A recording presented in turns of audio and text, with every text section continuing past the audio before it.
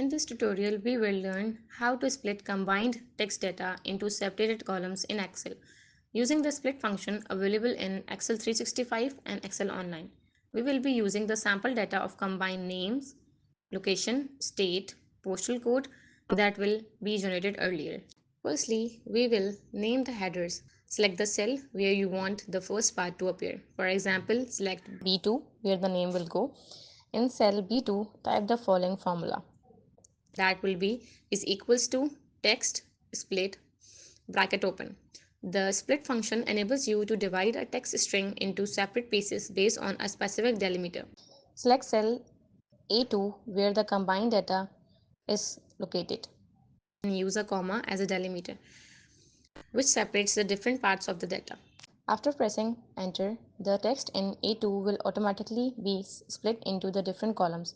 John Doe will appear in B2, Los Angeles in C2, California in D2, and 9001 in E2. To apply this formula to other rows, use the drag and fill handle. Click and drag the bottom right corner of cell B2 downward to fill the formula for the rest of the data. This tutorial is ideal for Excel users who want to simplify their data management tasks using the split function. Thank you for watching.